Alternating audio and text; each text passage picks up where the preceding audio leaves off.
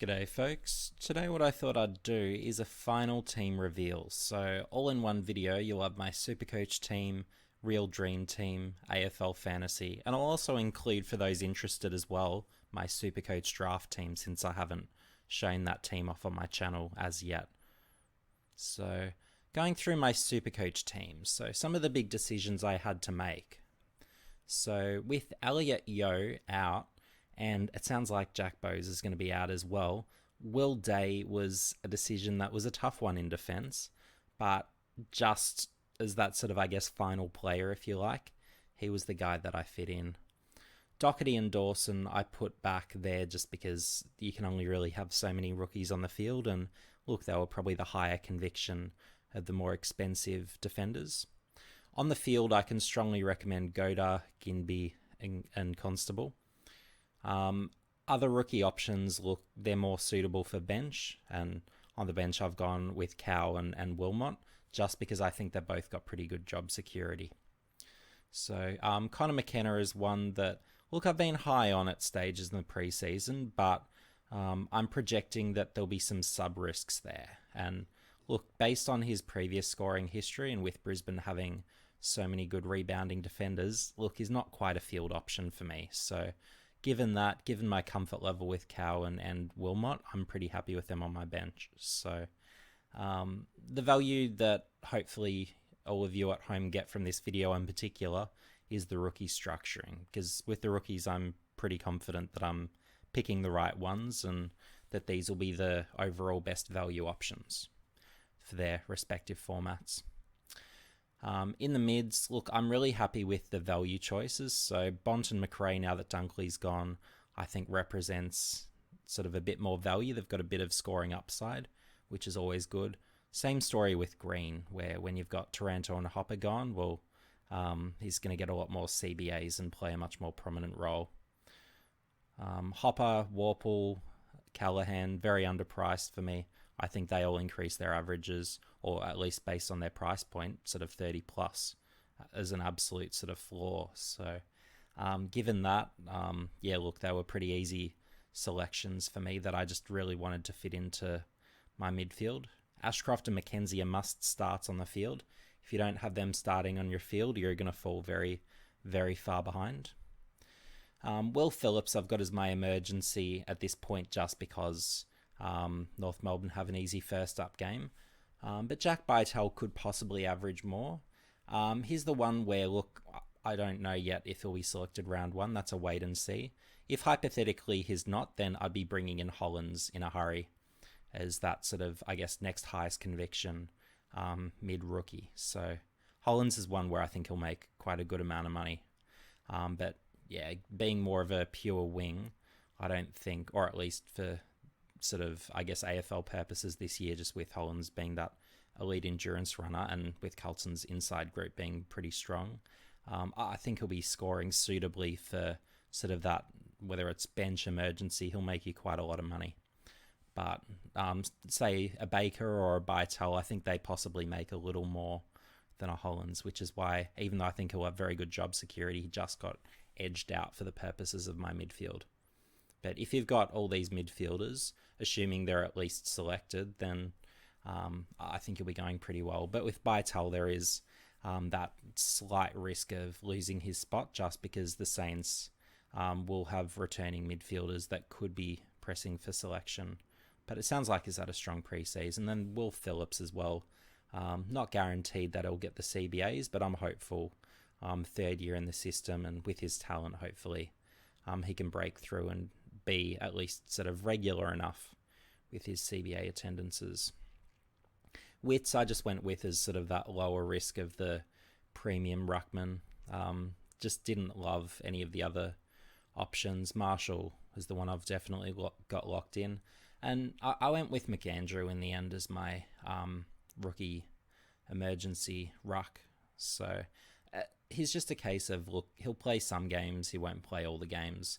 Once Hickey's back, it'll probably be hard for him to get sort of a look realistically. But yeah, look, I don't think he'll get some opportunities. And with the forward eligibility as well, that sort of helps just give a little bit of additional flexibility for the purposes of my team. So Yeah, I'm pretty happy to have him. And look, I'm not too fussed about having a loophole option. Having spoken to Selby in recent years, he's not sort of too fond of sort of having that sort of captain's loopholes. So yeah, it's just sort of, it's dead money otherwise. So I may as well make the most of it. And look, there'll be injuries at stages during the year where, yeah, I should be right to sort of use the loophole at stages anyway, I'd imagine. So yeah, I'll wait and see how that goes. But that's something I've had to weigh up, and that's the way I'm leaning. But if you want to go the VC loophole and get someone like a Madden who will not play this year, that's an option if you want to go cheaper and have that VC loophole. With the forwards, look, I'm really settled on the forwards as well. Dunkley, Canelio, Rosie, Taranto, I think they've all got upside for price growth. Flanders at his price point's terrific. I think he goes up by probably 30, maybe even 35 points per game on his current starting price point. So, yeah, look, given that, I think he represents substantial value. And is another of those where it's hard to really leave him out, I found, ultimately. And then a Sheasel, I think, is definitely worth starting on your field as well, particularly if he's not just playing as a pure deep forward. If he gets his shots, whether it's through the midfield across halfback, even sort of pushing up onto a wing sometimes, yeah, look, I think he'll score fine for a field spot. And I slightly favour him to a McLean, who I'm not certain that he'll necessarily get the midfield minutes that he has in some previous years. And I think there might even be the chance that he's a sub-risk as well. So given that, I'm not particularly comfortable this year personally starting McLean on your field, but it's up to you at home if you want to. For those that wanted to start McLean on the field and felt a bit more confident than I'm feeling, it would be a pretty easy thing to just say move a McAndrew into the forwards, and then you could easily fit a Madden if you want that sort of VC loophole. So that's a scenario where if you don't want to be as mid-price heavy as I am, that could be a way where, look, if you want McLean on the field as well as Sheasel, you could do that as a structural idea. Or alternatively as well, you could just have, say, Hollins as an extra rookie mid in your mids, which would be more the way I'd be leaning if I had to absolutely have another rookie mid. And then it would be probably, I'd say probably Bytel might be likely to score a little more than a Phillips and a Baker. So he'd probably be my next sort of field option with Hollins on the bench. So yeah, hopefully that helps with the Supercoach structuring. Next up, we've got RealDreamTeam. So I've gone with a very similar approach overall. I'll just really take you through the differences ultimately. So obviously just for salary cap reasons predominantly, they're the main reasons why I've got slightly different players in the mix. So with a Stewart in defence, look, the reason I had to go a little more expensive, and look, with a Stewart, I'm aware of the durability risk, and I'm just hoping that he can maintain his average from last year. So it's not a high conviction pick, but look, just for salary cap reasons, he was sort of that final player in. But why I had to go more expensive is in sort of the fantasy formats. Well, Hollins is that wing. He's not going to score a heap in Supercoach, but yeah, look, I really like him as an option for more that fantasy scoring format.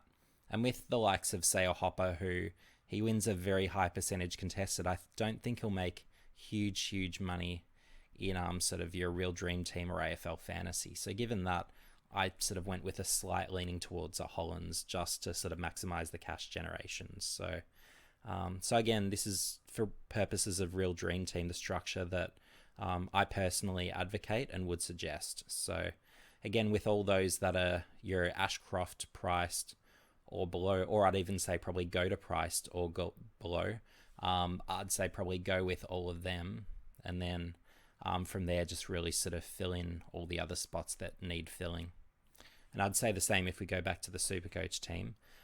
Really just anyone who is Ashcroft priced or below, make sure you've got them in your team, and then the rest of the positions, feel free to do what you want. But for maximum cash generation and maximum scoring on the field, I think this is the correct structure to go with for season 2023.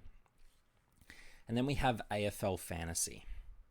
So in this format, I've had to include a fair few more rookies, but again, I'll go through the differences that you'll notice. So you've got here in defence Dacos and McGrath. Ultimately, there weren't necessarily the same options I was noticing in defence, which really sort of forced me to go in this direction. And also, really, those selections in Dacos and McGrath, they were really for the purposes of my team, the last two that I selected, and really they're in there for salary cap purposes, where they just fit. So they'll make me a little bit of money, but I'm not expecting huge returns. Constable is a bit more expensive in AFL Fantasy, but again, just with the options being so bleak in defence, look, I did end up going with him in the end. Just looking for other differences. So Kelly, look, he's there for cash generation. And what I noticed with GWS as well, they've got a really good opening fixture. So for an AFL Fantasy, it'd be pretty easy to flip someone like, say, a Green or a Kelly if I want to for a potentially higher scoring mid for the year. Callahan as well, but I think he'll average quite a lot, so he'll be one that I'll keep for quite a while until sort of his cash generation maxes out. So again, same story. All the players here, I think they'll be really making quite a bit of money, and consistently across this team, I'm really looking for players in every position who minimum hold their average, but ideally improve upon. So you'll see a real sort of focus on that. In the mids, the only real different names, so you've got Kelly. I think he'll be getting some sort of captain scores, really. I think he'll be a top 8 scoring mid, so I'm comfortable having him. And again, the starting price is very appealing. Holland's comfortable for fantasy purposes having on the field. And really, I guess because there's less sort of midfield bench spots, it's really required me to fit a lot more mids onto my field. So having, again, you've got the likes of Mackenzie, Ashcroft, Hollands, Phillips. You really want all of those guys ideally on the field, because then you've got Bytel as well. So he's going to score pretty well as well, personally, I'd say. And I can switch those two around there. Chesser, look, it's just because he's minimum priced. Not necessarily going to say that I rate him super highly. He'll play sort of some combination of wing, halfback, and I'm not expecting huge scores, but at that sort of minimum price, and as someone likely to play pretty often, that sort of suits for AFL fantasy purposes. And if you look at the salary cap, well, just with 11k left, well, it was pretty tight, so I really had to go with a few minimum prices. So someone like a Chesser was quite suitable for those purposes. So Ruck's the same as across the other formats, and forwards pretty similar. Goulden was one where, look, I'm not convinced he'll necessarily have an incredible season. The thing we'll have to note as well with the preseason game as well, there was no Mills in the midfield. So with that being the case, we really saw Goulden have a very hyperinflated score, and a score that just won't be sustainable at all this year. So look, there is a bit of scoring upside. So given that, I was comfortable enough including him, but I'm not necessarily going to call him a top 6 forward for the year. So do be mindful of that. Yeah, he probably won't be necessarily that top 5 or 6 forward that probably a lot of people are hoping. Maybe he is, and if he is, terrific. But yeah, I'm not necessarily betting on it. So here's another where, look, he's just a case of he fits into the salary cap quite nicely. And again, Sheasel I like starting on the field. I found McLean was a bit overpriced, and certainly for someone on the bench, I just can't justify that sort of money. Green, love having him on the bench, certainly at that price point. Davey, look, it's just a case of he's cheap and playing. And then same with a Noah Long, where, again, that minimum price, it just works with the salary cap. So that's really the story there, ultimately. And then going into Supercoach Draft. So in the YouTubers League for Supercoach Draft, I was actually, fortunately, the winner last year. So, and if we go through the teams, so the highest scorer last year, so Ben, that waiver guy, so he's probably the guy to beat, I feel, but we'll have to see. He's gone very heavy on the mids and forwards, particularly the forwards, so he's got sort of all the strategy stuff down, and I'm really just sort of a pure talent ID guy who really went a bit too heavy in defense, just not realizing, I guess, how many sort of, I guess, high-scoring capable defenders there are in this format. So that's something I'll have to remember for next go-round when I'm next involved in one of these drafts. But yeah, I'm pretty strong, I feel, whether it's defense, rucks, forwards. In the rucks, having Cameron who can go in there and blitz halves as well. I was probably a bit over aggressive in going with rucks. But yeah, look, I think it's nonetheless handy having them as DPPs who can fill in there. And yeah, look, as well with the bench, what I did, I ended up moving in a few more forwards as well. So the likes of Langford, Davies, there were a few that I brought in a bit later on, and Gunston as well. I brought in after the draft process. So I'm just hoping for a big year from Gunston. The switch to Brisbane, I think, will help as well, getting a lot of delivery and hopefully good delivery as well. I think will really help his scoring along. Zorko, Lipinski, I think they'll be straight on the field and terrific scorers for me. Langford, look, I think he'll be quite handy as well. And if he's playing round one, I don't know if he's going to be playing, but if he is, then I might even consider him for a field spot. And then an Alex Davies is a bit of a smoky, where he's someone where, look, I'm not sure if he's going to be best 22 this year for the Suns, but yeah, look, if he is, well, he wins a lot contested and a high proportion contested. And if he's getting those CBAs, and look, he's that sort of pure inside mid who really wins it at a high rate contested and will dish out.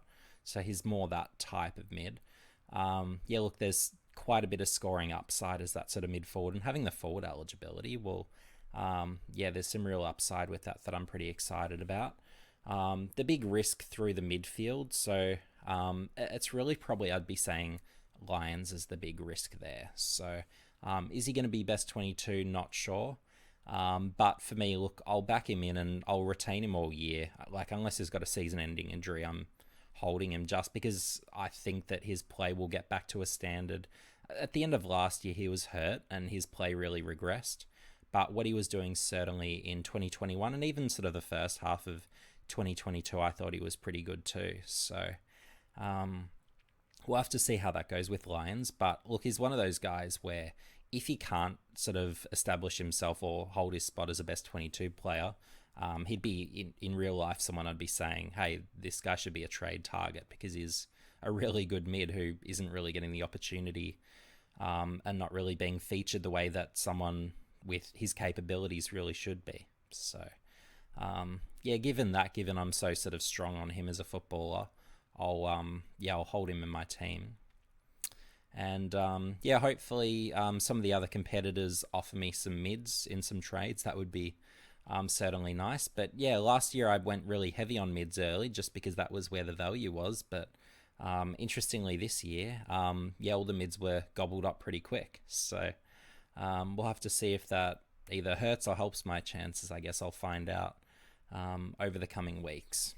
But yeah, with the strength that I've got in quite a number of other positions, it should give me some opportunities to, yeah, perhaps trade for some good mids. So, yeah, I'd be interested to hear some thoughts as well in Supercoach Draft as to, well, are there any guys here that I should be getting rid of, and maybe who should I be considering out of those who are likely to be amongst the waivers or just available as free agents? That'd be interesting to hear. But yeah, anyway, folks, see you in the next video.